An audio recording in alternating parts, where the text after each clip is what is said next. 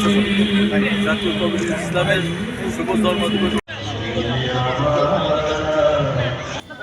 কাজী নজরুল ইসলাম তিনিই প্রথম বলেছিলেন, বিশ্বে যা কিছু মহান সৃষ্টি চিরকল্যাণকর, অর্ধেক তার করিয়াছে নারী, অর্ধেক তার নর।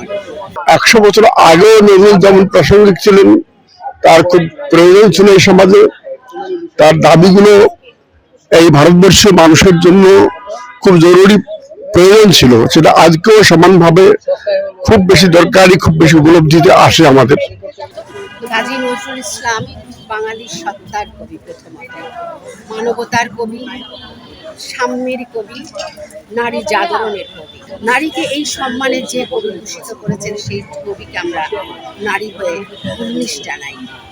বলবীর বড় ছিল উন্নত মমশির, শিরি দেখারি নত সেই শিখর মাদ্রির। বিদ্রোহী কবির এই বিদ্রোহী কবিতার মধ্যে তিনি যে বিদ্রোহ প্রকাশ করেছেন, সেই বিদ্রোহ অন্যায়ের বিরুদ্ধে বিদ্রোহ, প্রতিবাদের বিরুদ্ধে বিদ্রোহ। তো কবি সারা জীবন প্রতিবাদ করে গিয়েছেন, অন্যায়ের সঙ্গে কখনো তিনি আপোষ করেননি। আপোষহীন কবি কাজী নজরুল ইসলাম।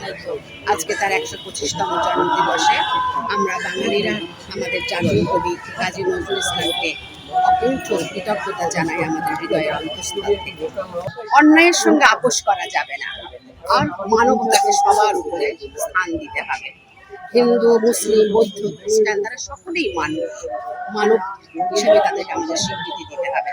এই হানাহানি, এই মারামারি, কাটাকাটি কোথাও যেন স্থান না পায়।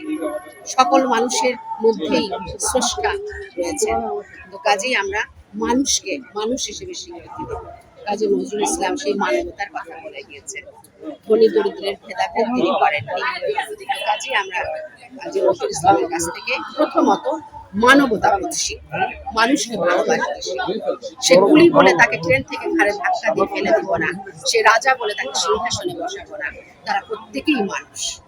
এই মানবতা বোধ আমরা তার কাছ থেকে শিখি। এখন এই বর্তমান যুগের প্রেক্ষাপটে মানুষের মূল্যায়ন হয় না। কাজী নজরুল ইসলামকে পড়লে পরে মানুষ যেন মানুষকে মূল্যায়ন করতে শেখে, মানবতা করছে। এটাই আমাদের ধর্ম।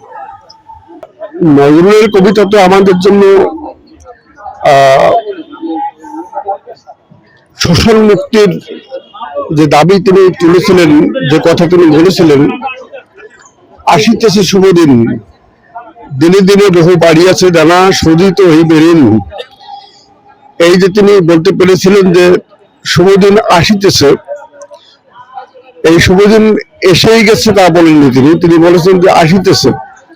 আমাদের এই শুভদিন নিয়ে আসার প্রত্যাশা যেমন জাগরিত আছে, এর জন্য আমাদের বিপ্লব, বিদ্রোহ, আমাদের জাগরণী বক্তব্য, আমাদের কাজ, যেগুলো শোষণ মুক্তির কাজ, উপনিবেশ বিরোধী কাজ, এই কাজগুলো আমাদের চলমান রয়েছে এবং এর সাথে নজরুল আছেন। সে কারণেই তিনি বলেছিলেন আসিতেছে শুভদিন। 100 বছর আগেও নজরুল যেমন প্রাসঙ্গিক ছিলেন, তার খুব প্রয়োজন ছিল এই সমাজে। তার দাবিগুলো এই ভারতবর্ষের মানুষের জন্য খুব জরুরি প্রয়োজন ছিল, সেটা আজকেও সমানভাবে খুব বেশি দরকারি, খুব বেশি উপলব্ধিতে আসে আমাদের। নজরুল জনগণের কবি এবং নিপীড়িত জনগণের কবি ছিলেন। তিনি শোষণ মুক্তির কথা বলেছিলেন। যারা শোষিত বঞ্চিত সমাজে আছে, যারা নিম্ন স্তরে আছে বলে একটা কথা আছে, তাদেরকে তিনি মানবিক মূল্যবোধের দিক থেকে সাম্যবাদী চেতনায় জাগাতে চেয়েছিলেন। এই যে তার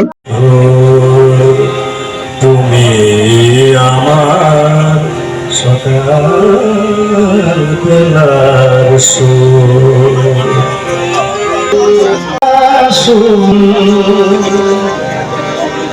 তুমি শিশির লাসুচি তুমি করো দেশে, তুমি যেন